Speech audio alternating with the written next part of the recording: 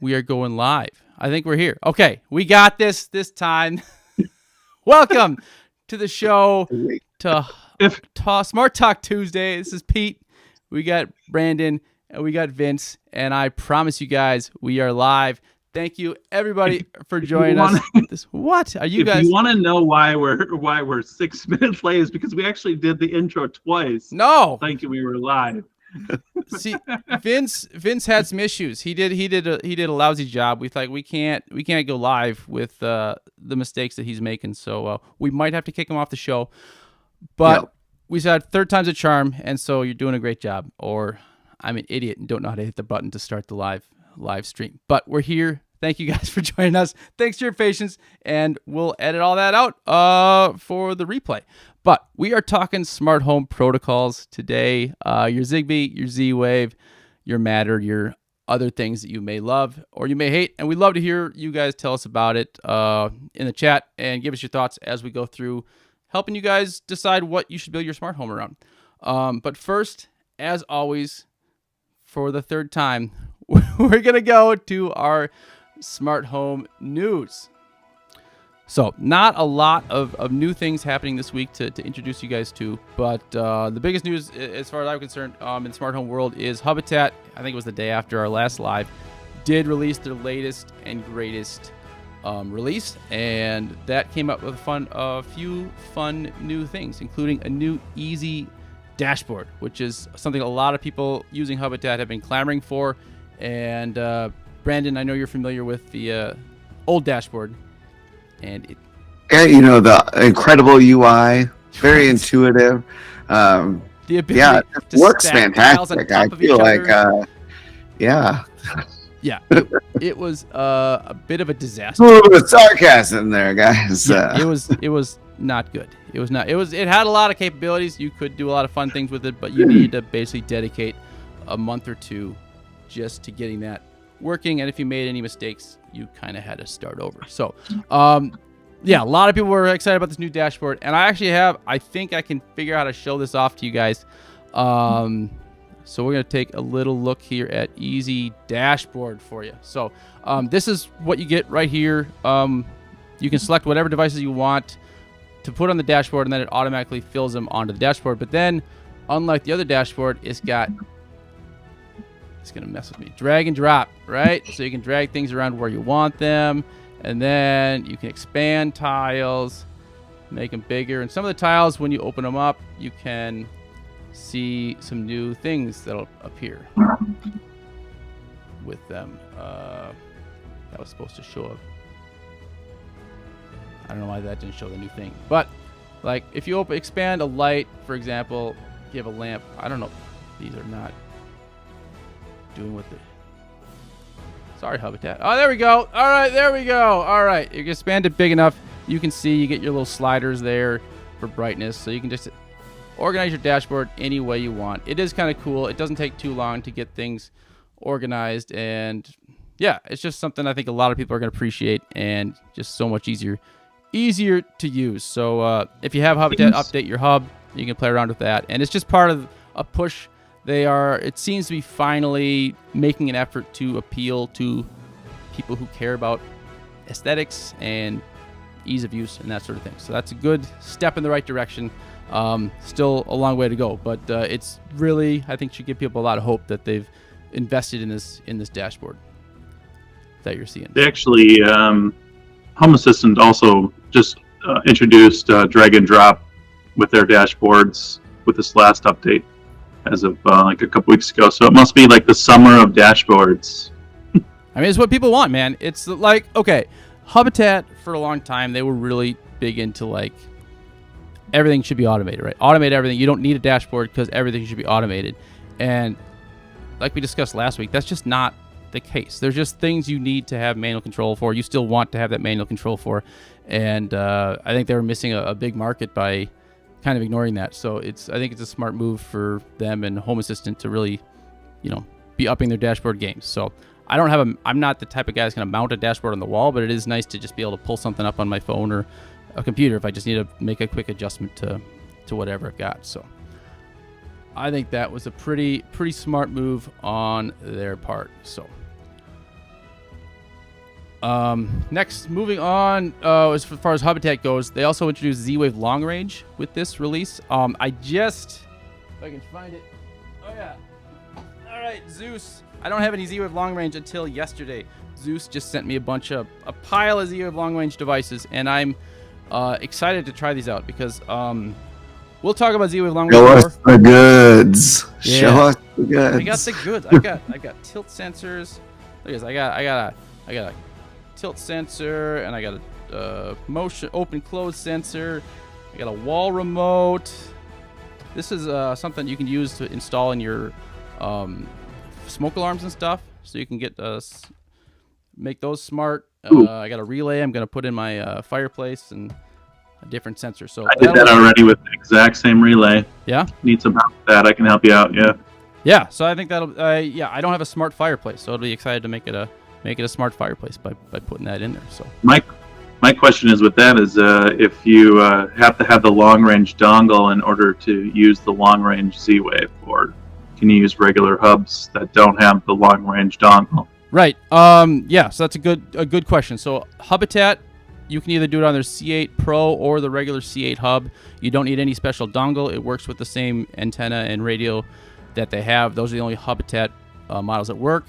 There aren't a whole lot of long-range hubs out there right now. SmartThings is a no. SmartThings is a no at this point. HomeSeer, I think, I had a conversation with Zeus. I think they said HomeSeer has a hub, and then there you can get it into Home Assistant if you. I think you might have to have a separate dongle for that, and it sounds like it's a more complicated process to get that going on Home Assistant, like everything is with Home Assistant. But yeah, Hubitat is probably the biggest hub right now that has that going on. So again, we'll talk about that more when we get to our protocol discussion. But I think a couple of things here. Yeah. First of all, I picked Zeus for the draft, so you can't use those products. You're gonna have all right, Brandon. I'll send them your so way. Bring them over to my house. Yep. We'll get them set up.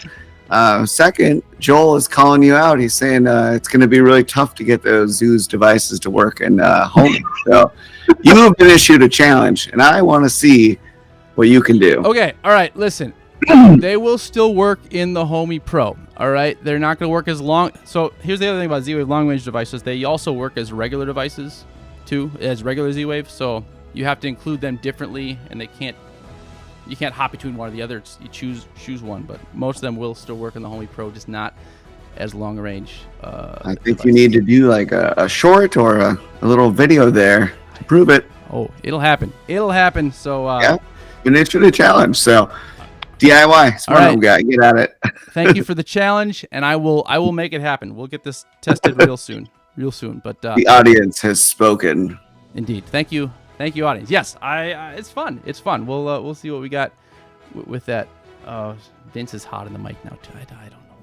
It says I need a first me, now then it was him. I don't know. Hopefully it's resolved now. Okay. This will all be fixed when we get the roadcaster. Right, we're doing it in person. We're upgrading our equipment, people. That's news. That's news for sure. That is news. The last thing with the Hubitat I want to mention is they have a new visual rule builder, and just don't use the visual rule builder. It was a nice attempt, but yeah, they'll come along with that. But don't use the visual rule builder for now. That's all I need to say about that. So next up in the news, we've got Aqara has expanded their Matter capability to a bunch of new devices. It looks like they've got contact sensors, occupancy sensors, light sensors, on-off switches, dimmers, thermostats, on-off plugs, and Matter bridges. So I have tested one device with that. I did get it connected, but again, the Aqara Matter implementation is with the third-party devices is just not particularly great at this point. It doesn't bring them in with any sort of information, and you have to reset everything. It's just not very user-friendly the way it's implemented. So it's good that they've expanded, because that was when they came out with the M3 hub. They're like, oh, everything's gonna work in Matter, and it was like 3 devices. So they've expanded that, and that's great, but they still got some work to do, as far as I'm concerned, with the Matter. So last bit of news from me is that I don't know how to use a grill. So, and we were talking about this before the show.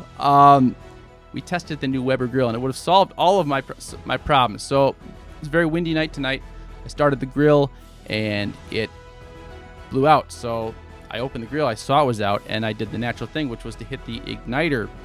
And obviously, I should have waited, a few seconds to maybe let it air out a little bit. Instead, I burnt all the hair off my skin and got a free suntan. So, but it did remind us of the Weber grill that has the auto relight feature, or it will shut the gas off if it detects that the fire has gone out. It will shut the gas off or relight itself if possible. So, yeah, hopefully we'll get to test out that new Weber grill with that feature. But that was just kind of funny that it happened tonight. And my wife said I stink because apparently burnt hair stinks. So that is it for our news today, you guys. Did you have any other news? I don't think you guys had any news to bring in tonight. No, just that we're working on ways to make these lives better. Yes. And so one of these includes potentially filming in person. What? Really, Vince is out of state, but when he's back, we may actually attempt to record in person and get all the equipment for that. So we'll see. Indeed. If you have any other suggestions for us, that we always want to make these better and better. So yeah, and I would drop a comment. And I would like to hear your guys' thoughts. We've been doing lives here. We've talked about doing podcasts as well. I know we love talking with you guys in the chat live, which is why we like doing the lives. But if you guys think a podcast would be a better format, we could maybe edit a few things and make it a little tighter. We're open to ideas. We just want to get some fun content for you guys. So let us know in the chat here what you guys are thinking about that. But yeah, with that said, let's move into our lead topic tonight, which is we're talking about smart home protocols. So I put out a little poll earlier yesterday. Let me find that. And in the poll, I asked what people's favorite protocols were. And turns out the poll has disappeared on us. Oh, there it is. Okay, here's the poll. So Zigbee 49% said Zigbee's your favorite. Z-Wave 34%, Meter 11%, and Wi-Fi at 5%. And I guess I'm not particularly surprised with the way that came out. But I want to go through these one by one, just kind of for those viewers that may not know the difference, just kind of talk about what each protocol does, its pros and cons, and then we can talk about real world experience. And again, this is really where I want to hear from you viewers, why you like them and don't. So yeah, Zoom room would be cool. All right. So let's go right into the Z-Wave here. Or sorry, we're gonna start with Zigbee. All right, we're gonna start with Zigbee, the Zigbee protocol. This is a mesh protocol. Has to have its own separate radio, and a mesh network basically means that instead of the devices communicating directly with the radio, some of them do obviously, but you can have different hops between devices. So it'll, similar to a mesh Wi-Fi network, it'll communicate with one device, and then that device will send the signal to another, and so forth. And you can have several hops between the devices. In some ways, this makes the network more robust, because if one hop gets distorted for some reason, it can reroute itself back to the hub.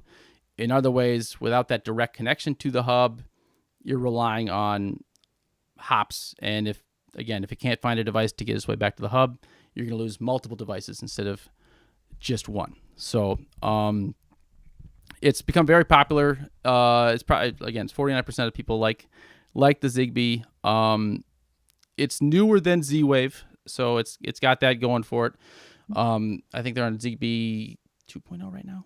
I forget, but yeah. What do you guys think about Zigbee? Is it? Do you think it's the top choice? Do you guys think Zigbee's the best choice for your protocols? Well, I was one of the votes for Zigbee, so yes, I'm gonna go with the Zigbee. The Zigbee. Brandon was gonna do some hip thrusts while he was at it. But I don't have the shirt on for it, but we gotta get Paul on the show sometime. Yeah, special guest appearance. Oh, right, the well, Zigbee. But I do love Zigbee. It's great. It's works really well for like light bulbs and switches and sensors. Takes less power. Very reliable. If you don't have a power source, that's really good. Mm-hmm. Good option there. So yeah, I'm a big Zigbee fan, and it's built into a lot of Amazon devices now, so you don't need like True. an additional hub for that. So I feel like it's a depends on what it is kind of situation. Like pros of Zigbee is like the scalability. You don't have like restrictions on the number of devices, low power consumption. But like downsides is like you only have usually about between devices like 10 meters of range. So usually in a house you're okay, but you have a lot of interference with walls and stuff like that. Mm-hmm. I guess both are required hubs, but Z-Wave is going to be longer range. So I think it's just going to depend. Both are terrible, in my opinion, to set up. So yeah, okay. I wanted to talk about that for a minute. I do. Yes, you're 100% correct on that. I think Zigbee is a little bit easier to get set up. It's especially easier to move devices than Z-Wave, right? If you're moving a Zigbee from one hub to another, you're going to have an easier time doing that than trying to move a Z-Wave device from one hub to a different Z-Wave hub, because there's a whole inclusion process that doesn't always work very well. And if it can't exclude from the one hub, you can't just factory reset the thing and expect it to work again. It doesn't work like that. But Zigbee, you definitely can do that. I think Zigbee is pretty good. I've actually found more reliability issues I have more Zigbee devices than Z-Wave, but I found more reliability issues with Zigbee than with Z-Wave. It does use the same frequency as your Wi-Fi, so there's more potential interference with Zigbee. Someone correct me if I'm wrong on that, but it can have more interference, so you may have to mess with changing channels and different things like that than Z-Wave, which runs on a different channel than your Wi-Fi system does. The other downside about both Zigbee and Z-Wave is that you can only connect a device to one hub. Right now, for a lot of people, that's not a problem. I've got a bunch of different hubs, so that's where Wi-Fi and Matter, those can be a big benefit for me because I can have it connected to multiple systems at one time without having to bridge things to different things. But I have found recently Zigbee has been a little bit more finicky than my Z-Wave. I feel like once the Z-Wave gets set up, it's been pretty solid for me. That may have a lot to do with the hub and the Z-Wave 800. Mark mentioned that he goes with the Zigbee because Z-Wave struggles on the Homey Pro. He's right about that. Z-Wave is more difficult to use on the Homey Pro than the Zigbee. That's for sure. With the Hubitat, I think the Z-Wave's actually a little bit better than the Zigbee. At least that's been my experience so far. Also, correct me if I'm wrong, but like Zigbee is like an open source protocol versus Z-Wave it's a closed protocol. And so I feel like you have some reliability issues with Zigbee because it's open source. A lot of people are developing it. Whereas if you're part of the Z-Wave Alliance, you have to go into that closed circuit system, and so you're going to run into. It's like the difference between like Apple and then like Android.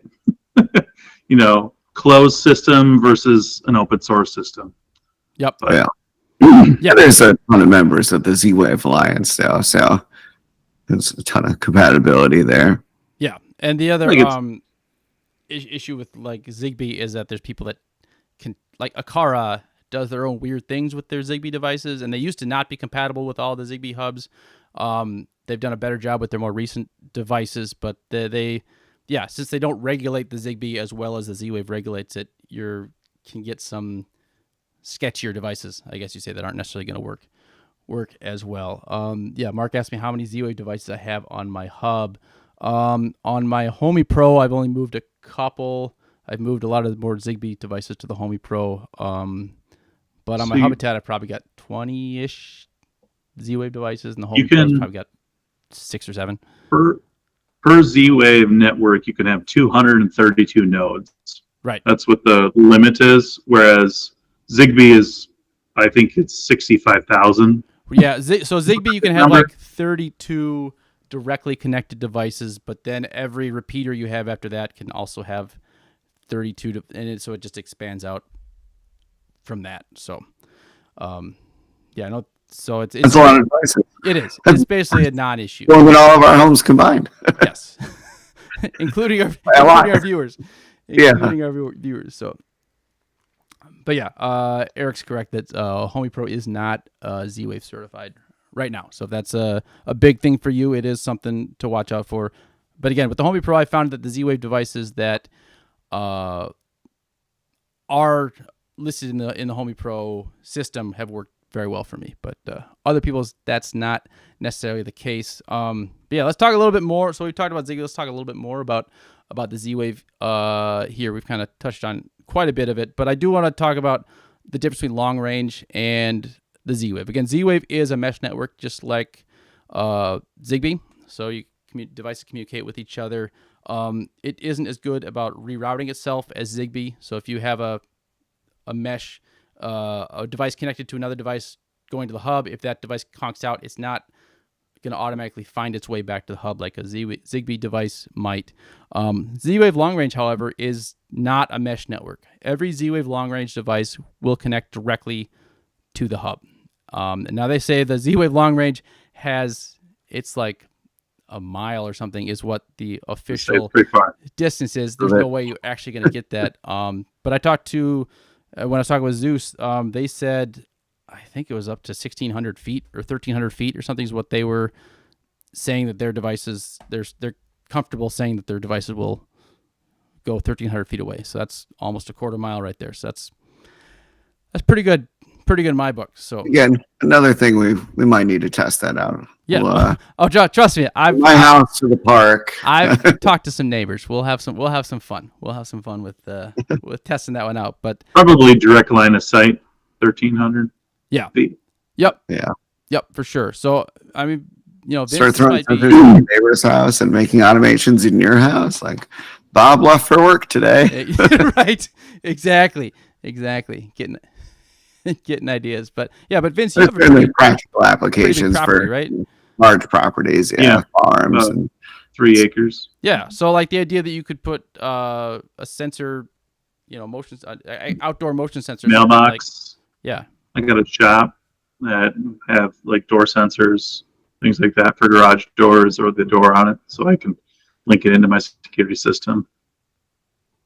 Yeah, so I think that's a big boost for them, and I really think like I said, Z-Wave, as far as I'm concerned, has really improved its reliability and its strength of signal, especially with the 800 and everything like this. So if the long range works as well as they say it's going to work, just like Matter works as well as they say it's going to work, we're all in for a real treat. But yeah, so I feel like Z-Wave used to have a lot more troubles than it does, which is why it still has kind of a bad, I don't know, has a bad reputation, but it used to be like really hard. You had to be like a Z-Wave expert, it seemed like, to get into Z-Wave.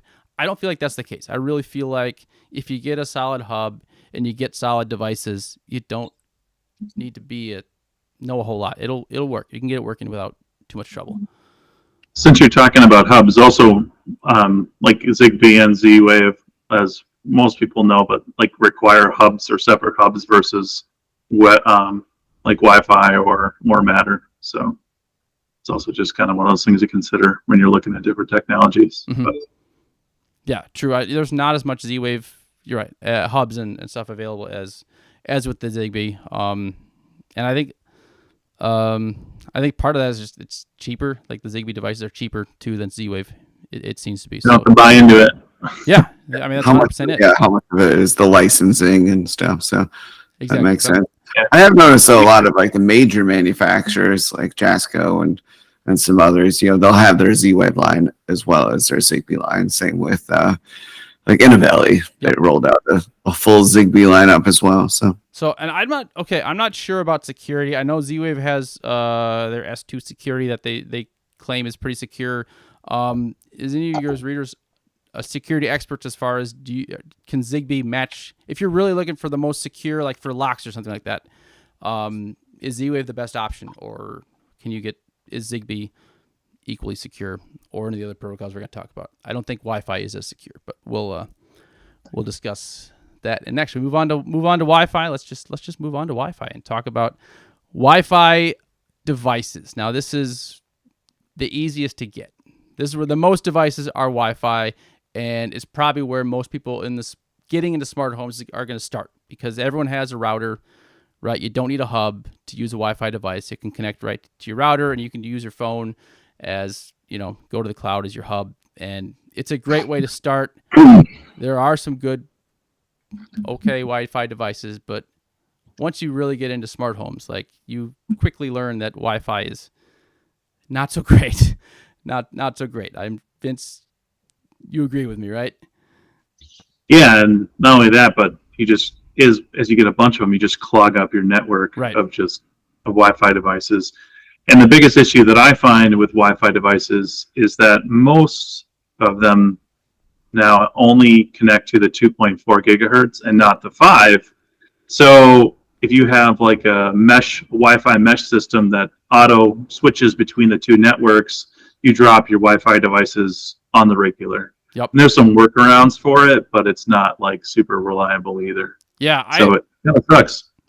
Yeah, I have a dual band router, and I actually switched it I separated them into two different routers, so it actually forced its way on, but it's improved it a little bit, but it's still, you lose connectivity. And I think that's a big thing. My workaround was basically using a Wi-Fi extender, and then, because on the Wi-Fi extenders, it automatically has two networks on there. And so then I just connect all my smart home devices to my Wi-Fi extender to the 2.4 instead of going to my main network. But also with Wi-Fi too, the biggest issue is just battery, like the sheer amount of power it takes to power Wi-Fi devices. So if you ever walk around or see a device that you want to buy that says battery powered Wi-Fi, like, run away. Like, Eats batteries like candy. Like, don't ever buy. The only Wi-Fi devices you should ever really buy, if you're gonna want them or get them, is it's something connected to mains power, so switches or outlets, light bulbs or whatever. Yeah. Another thing is like smart speakers. I think that's fine to be running off of Wi-Fi.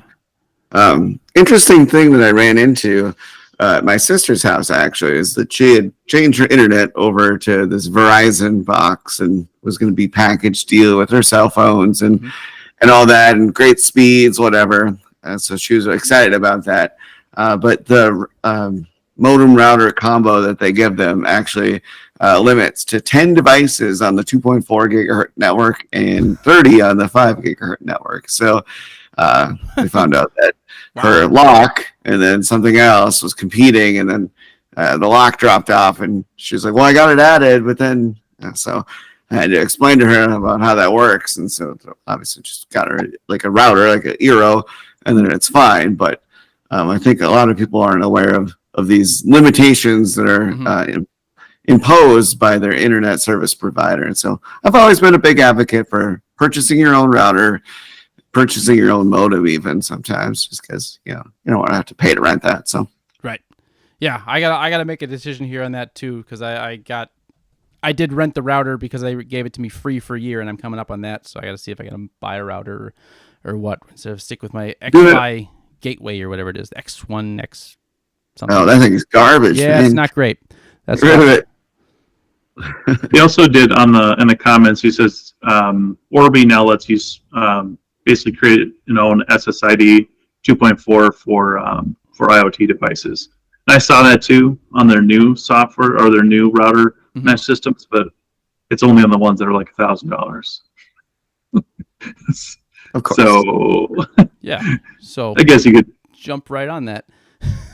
Yeah. Yes. But I do want to upgrade to a unified network still, but they're just so expensive. It's hard to justify. One of the benefits of the Wi-Fi devices is that you can put it on multiple hubs at the same time. So that you can, or not even just hubs, you can connect Wi-Fi devices to multiple things. And I don't want to, there's Wi-Fi and there's also network devices that are a little bit different. For example, Lutron is its own protocol, and I want to talk to that when in our others section. But that has their own radio signal, connects to its hub and devices, but then you use the network to get it to your other devices as well. So it's sort of a Wi-Fi device, but it's also its own protocol. So as long as you connect your Ethernet to your router, and makes life good. Have either of you done a lot with like Shelly? I've not. All right. No, because I just usually buy the Zeus switches that they have instead of Shelly's. But Yeah. Some people are really into Shelly. I know they can use like the different protocols and stuff and get it. they're a lot into cheaper. But You can pick up and like maybe, it seems like maybe the European market it's more common.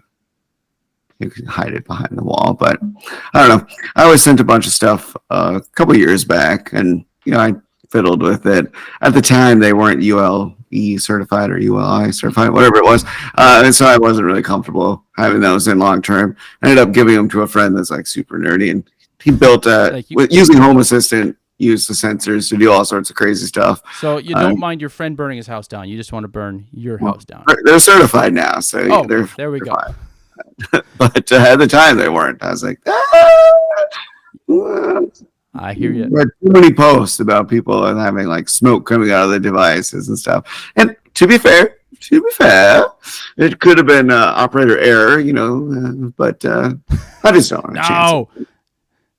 Never. I think I feel like with Wi-Fi too, like as much as you don't necessarily like to use as your protocol, there are just some devices that are only really offered in like Wi-Fi, like irrigation controllers or like AV controllers or different stuff like garage door controller openers. Like a lot of that stuff isn't necessarily Wi-Fi. A whole lot of those on our network. Vacuums, yep. But again, those devices I don't mind as much because you don't have to incorporate those into your hub as much, right? Like a sprinkler system, I mean, you could add it to your hub, but I don't know. I don't feel like I need to automate that in conjunction with other things. It waters itself. I can check my little app and it's fine. I don't need to coordinate that with other things. Now Vince is probably like, wow, what you blow my mind with how I can automate my sprinkler system to coordinate with my bedroom lamps for some reason. But he does have a pretty cool like auto-filling fountain situation going on. So that's just one of those small ones though from, is it Orbit? I can't remember. But the Hive, the Hive basically is like the same thing the Eve does. Like those, you can put them on your spigot on the outside of the house. Works pretty cool.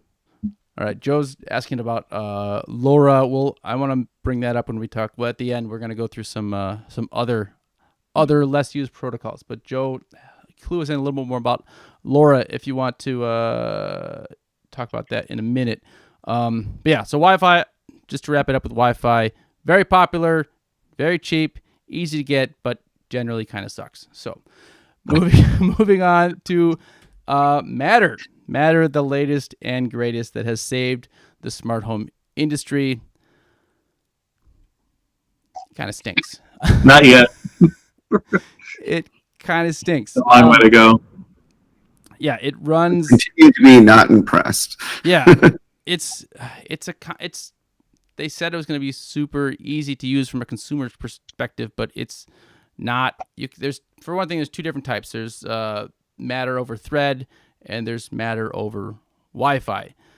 You can also have Thread as its own protocol that's not a Matter device, and I have not had any pure Thread devices, so I don't exactly know how that works or if that's going to become a thing. It looks like some people in the comments were thinking that was and it required a border router.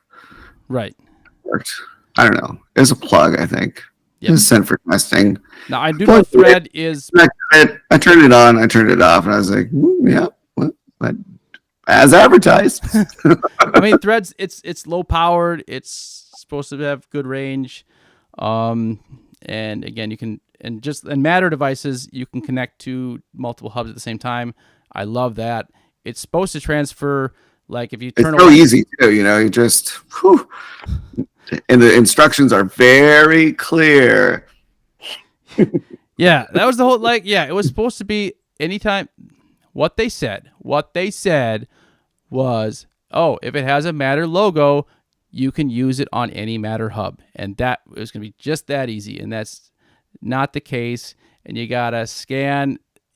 Some hubs are border routers, some hubs are not border routers, so you need to connect it to a border router to get it to the hub, and it's just been a nightmare. And I found the connectivity is not as good as your Z-Wave and Zigbee, and I know it's a new protocol, but it's just I think it was a marketing disaster for one thing. They promised way too much, and I guess they had to get all these people on board with it, but keep in mind this is the same alliance that brought us Zigbee.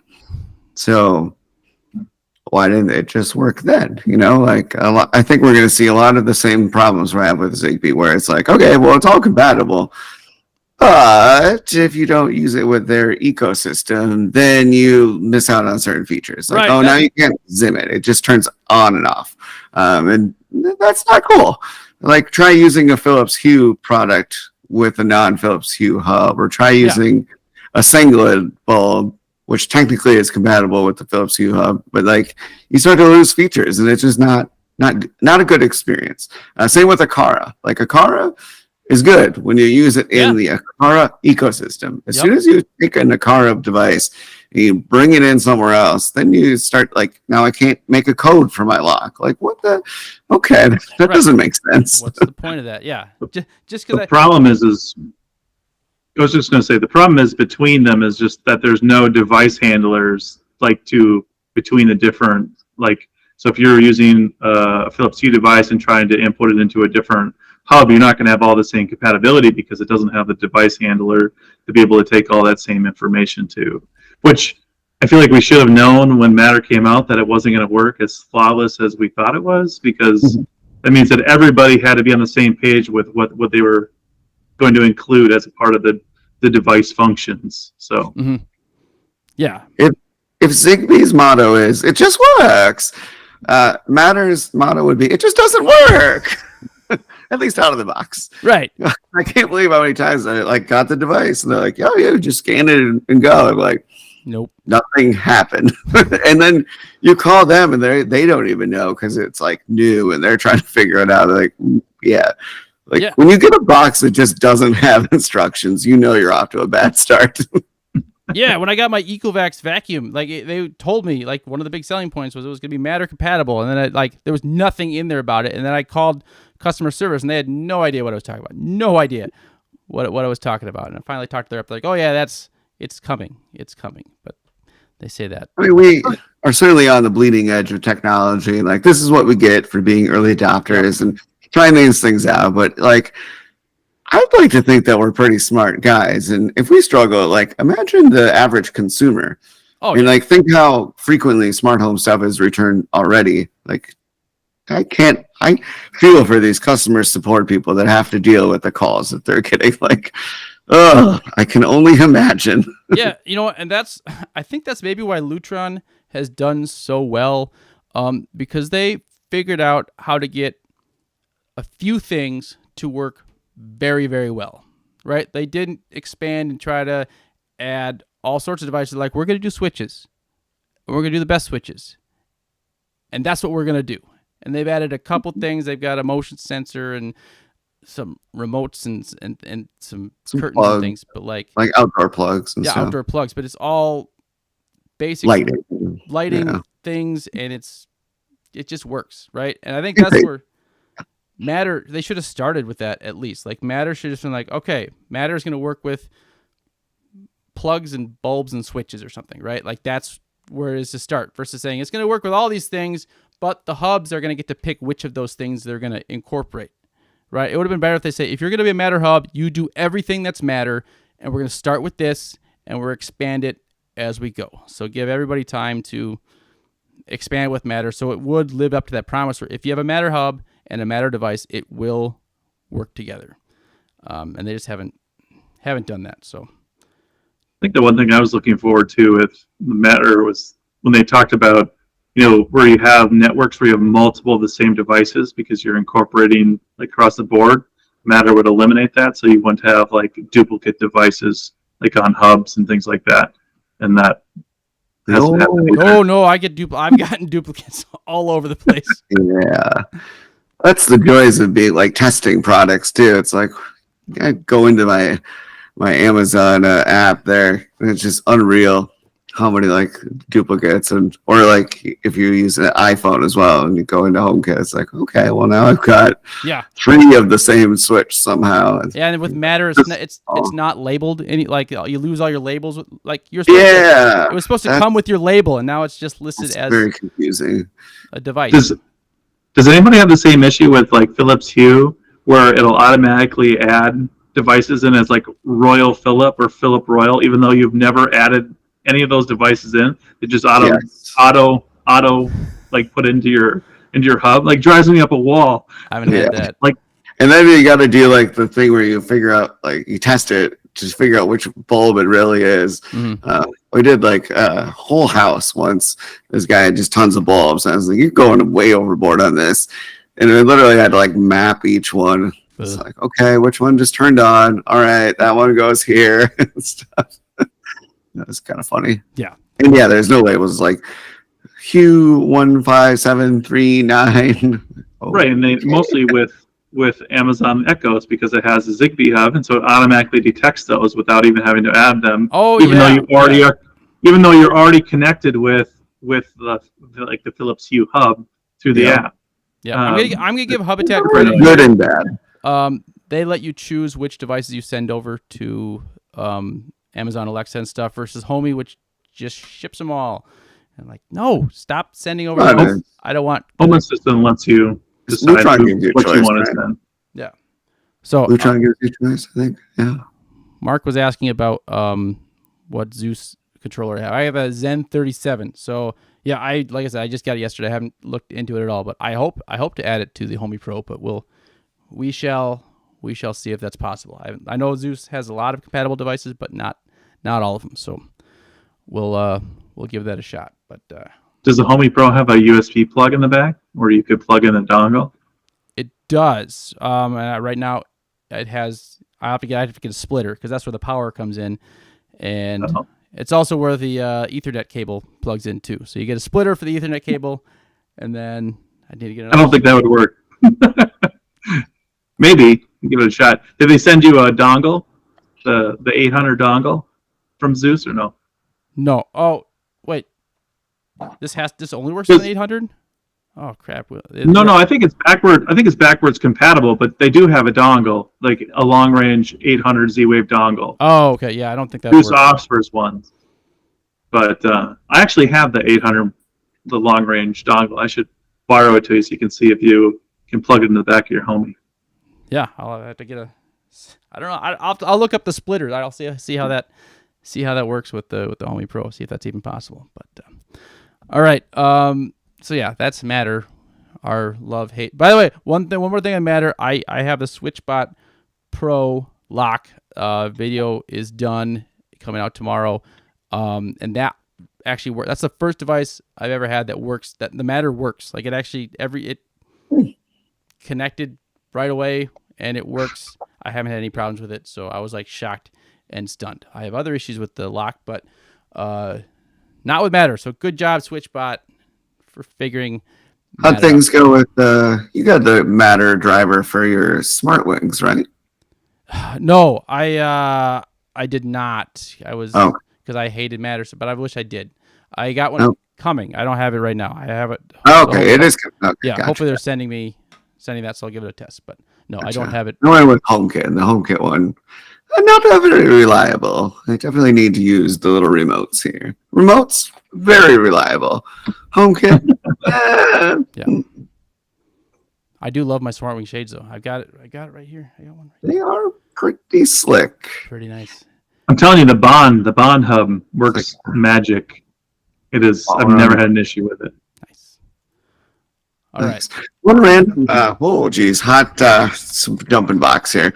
One random thing I just sitting over here nearby that I thought of is that this Amazon smart plug here. Is that Wi-Fi or is it? It's just Wi-Fi, and it just works. It's so fast. It's like it connects directly to the hub, so it's very quick. We use it for our Christmas lightings, and like for the money, like when they go on sale, they're just super cheap. So like, and I got this one sent to me. $7. Yeah, like or they're like just included with the product. Like get the Echo and you get a plug or a bulb or whatever.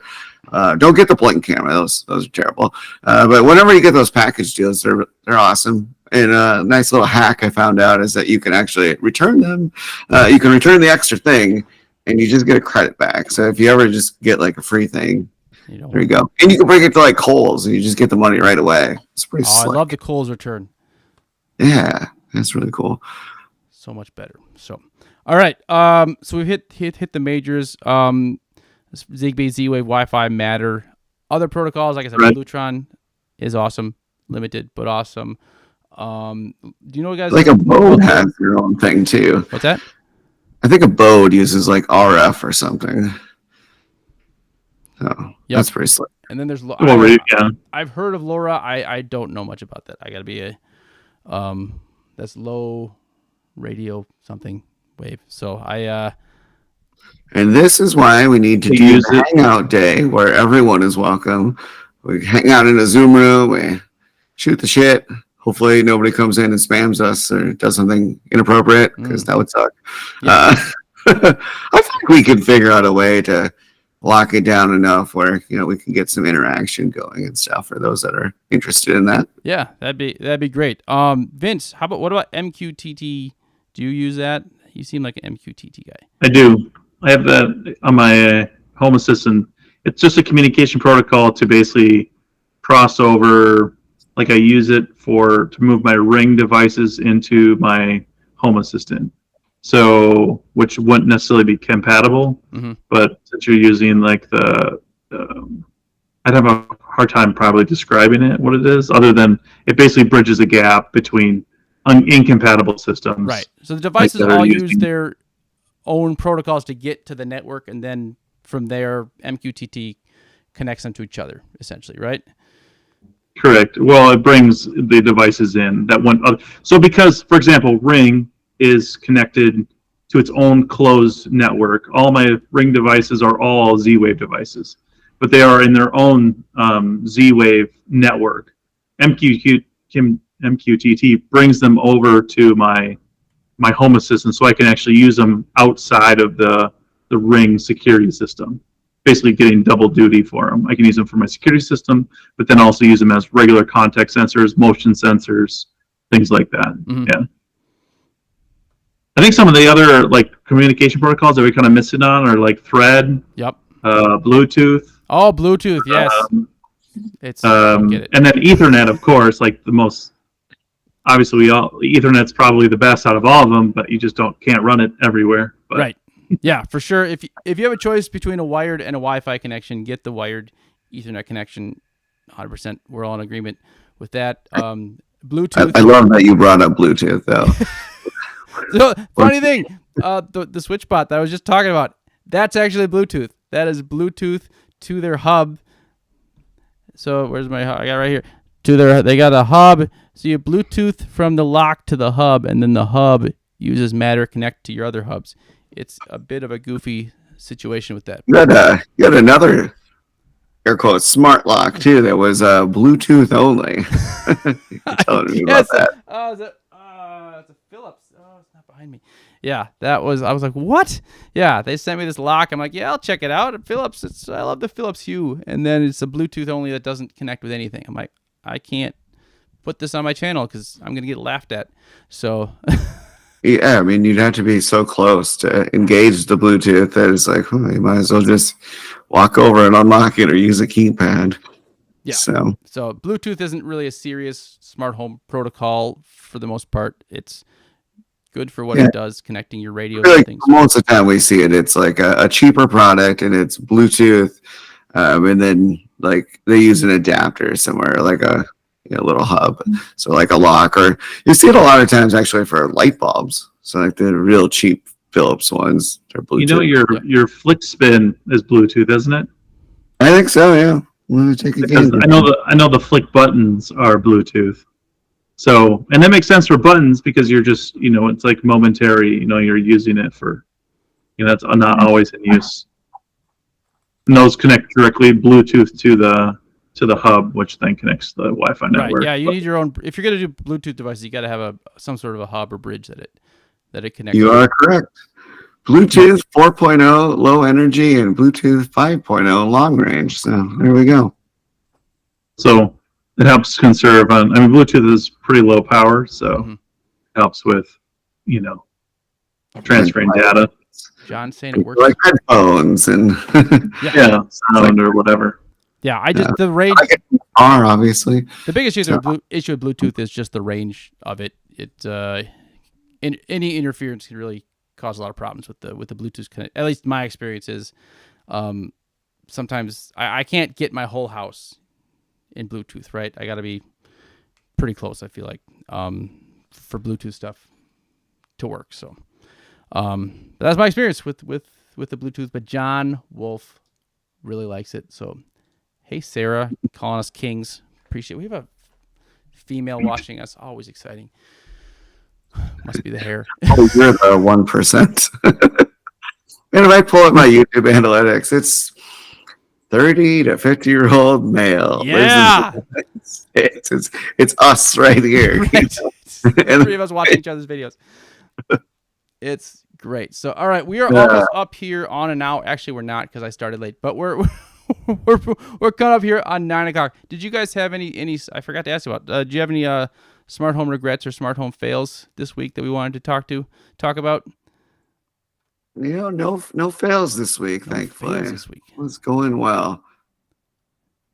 I'm not home, and so I don't have any. I'm still working on my window crank thing. Still working on that. I can't wait to kind of show you when that's all done. I want to see that. I'm in Texas, and so I went to Buc-ee's. I believe it's. If you've never been to a Buc-ee's, let me tell you something. You are missing out.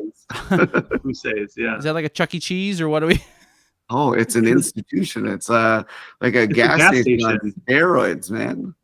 It's crazy. But it's like 50,000 square feet of food and just dollar store. It is the craziest thing you've ever seen. It's like a wall drug kind of sort of situation. Yeah, but classier. Really, check it out. The cleanest bathrooms that you will ever go to the bathroom in, and the largest bathrooms. Nice. Yeah. I think there was like 30 or 40 stalls. It's massive. They take their Buc-ee's seriously in the South, so don't mispronounce it. They don't like that. You're not from around here. No shit, huh? All right. My smart home fail this week is I was in my video for my SmartWings video, but I measured my windows. I only measured one of my windows. I don't know if you saw that, but I have two windows that I thought were identical in size, and I measured one of them, and then I didn't. This is my last. Anyways, I didn't measure the other one, and it turns out it was 1/8 of an inch smaller, and so the window I got was too big, and I had to grind the inside of my frame to make it fit. SmartWings did a great job. They sent the exact measurements I sent, but I was just a moron in my measuring. So that's my fail or regret of the week. So we give Pete a new shirt that says "Measure twice, cut once." His new DIY smart home. That takes so much time. Sure. There you go. It also has counts of how many times it goes to Home Depot. So I do. That's coming up. I'm working on a video on putting in my floor. So that might have too many smart home or Home Depot trips to count. I don't know. That was a lot. They know me by name there. That's not a good sign. Someone asked you, what is your favorite homey flow? My favorite homey flow. Okay, my favorite is not super exciting, but my favorite homey flow, I like, so my holiday lights, and I'm going to do a video on this one. My favorite homey flow is with my holiday lights. Every day it checks to see, is it a holiday or not, right? If it's a holiday, I have it programmed for 4th of July. It's going to bring up red, white, and blue lights, just like Memorial Day, because I never remember to put them on for holidays, right? You come home, you're like, oh, all the neighbors have their green lights on for St. Patrick's Day, and I don't because I'm an idiot. But now it automatically knows the holidays. It's pre-programmed. If it's a holiday, it does the lights I set. If not, it goes on white, or at least half the lights do because they're Wi-Fi LifeX lights. So, you can't be too sure they're going to work, but that is my favorite one. I'm just very proud of myself for coming up with that, and it works flawlessly. So How about you, Joel? You got any fun flows here while we wrap up the show? Yeah. Do you guys have anything you're working on this week while we send people off? I'm really looking forward to the 14th Akara U50 review. I haven't gotten enough of that lock, so curious if maybe someone has a new perspective on that I could totally watch. I may have been to your house and checked out the U100. Now we can compare it to the U50. So yeah, that'll be coming up next week. Next Monday is when I told him I'd have that one out. So we got the review of the lock. Vince, what we got one of these. Ooh, look at that. Nice little ambient weather station I haven't set up yet, but it's coming. Cool. Vince, you're out of town still, so. Yeah, I mean, I've been working on the phone with my buddies on those window cranks, like I said. But Pete, were you working on your patio doors? Were you talking about that? Oh yeah, okay. That's a secret. That's kind of a secret. Yeah, My bad. Yeah, no, I figured out how to lock your patio doors, people. I've got a smart home patio door lock solution that will be coming out, but I want to keep that under wraps for now. That's super exciting. I've been testing it. I've gone to some neighbors' houses. It works. It legit is gonna work, and we're gonna figure out how to make it. I might even have something we can make it easier for people at home if they want to do it themselves. So I am pretty excited about that. But with that, I think we are going to end the show here. So thank you everybody for watching, and we will see you all later.